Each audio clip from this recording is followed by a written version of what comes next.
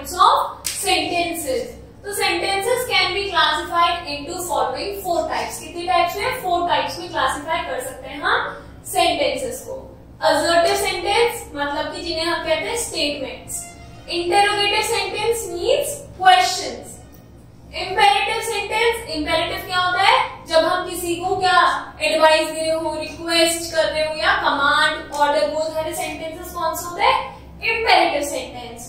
Exclamatory sentence means कोई हम अपनी फीलिंग को एक्सप्रेस करते हैं. तो these are 4 types of sentences. Now first is assertive sentence मतलब कि statements.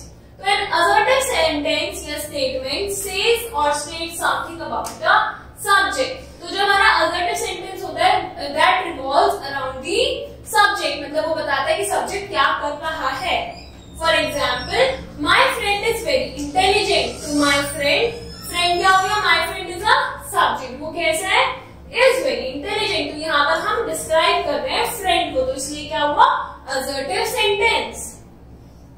Rohan does not disobey his parents. तो हम यहाँ पे क्या बता रहे हैं कि रॉबिन क्या नहीं करता, कभी भी अपने पेरेंट्स को डिसोबे नहीं करता. तो ये भी क्या हुई हमारी statement, that is assertive sentence. Now an assertive sentence can be affirmative, मतलब पॉजिटिव भी हो सकता है, नेगेटिव भी हो सकता है. The first sentence in the above example is affirmative.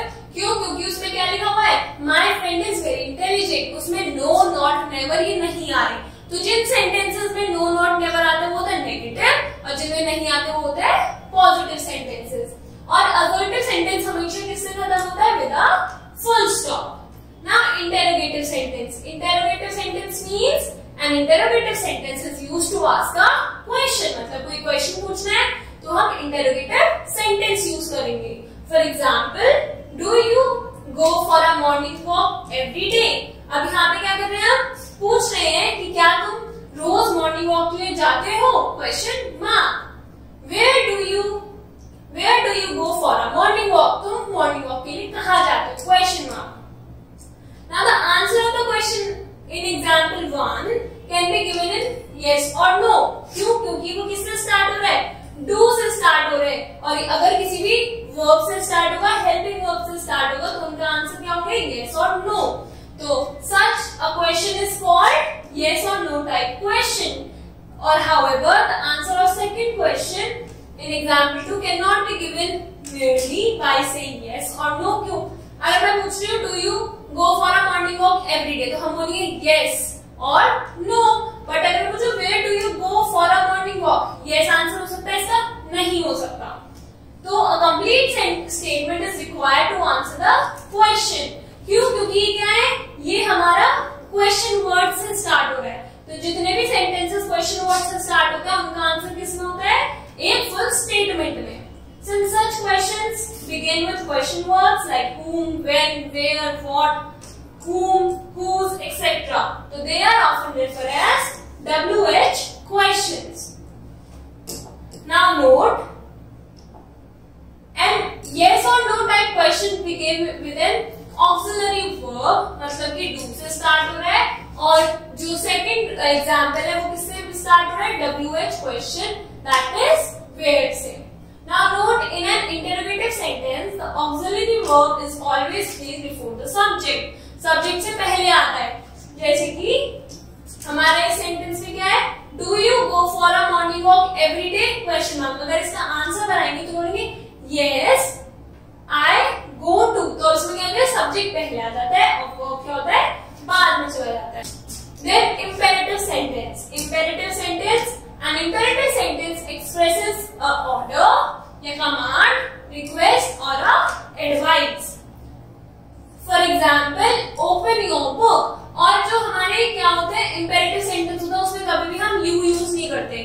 You जो सब्जेक्ट होता है वो हम उसमें यूज नहीं करते. क्यों? क्योंकि वो ऑलरेडी अंडरस्टूड होता है. कि अब इसमें क्या है? ओपन योर बुक, तो हम क्या कर रहे हैं? कमांड कह रहे हैं. और वैसे इसका क्या होता है? You open your book. तो यू जो होता है वो अपने आप ही अंडरस्टूड होता है इन imperative sentences. Please open the gate. That is please कह रहे हैं तो request. Never waste your time. It is a advice. Now note, an imperative sentence always ends with a full stop. Imperative sentence किससे खत्म होता है? हमेशा with a full stop.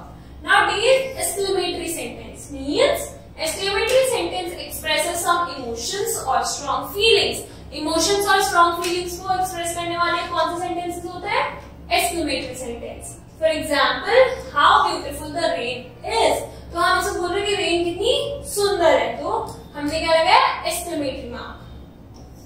What a disgusting site, क्या लगाया? Exclamatory mark. क्यों? क्योंकि हम क्या कर रहे हैं? अपने इमोशन को एक्सप्रेस कर रहे हैं through writing. Now notes, in order to make an exclamatory sentence more forceful, we sometimes use a slightly different words order। मतलब कि हम क्या करते हैं? अब जैसे बोलते हैं how beautiful the rain is very beautiful ऐसे, बट उसको हमें कुछ फोर्सफुली बोलने के लिए कि हम इसमें एम्फसाइज कर रहे हैं, हम क्या करेंगे? How beautiful the rain is. In some cases the verb is omitted। अब इसमें what a disgusting sight, इसमें verb है नहीं, तो exclamatory जो सेंटेंस होता है उसमें हम ये कर सकते हैं।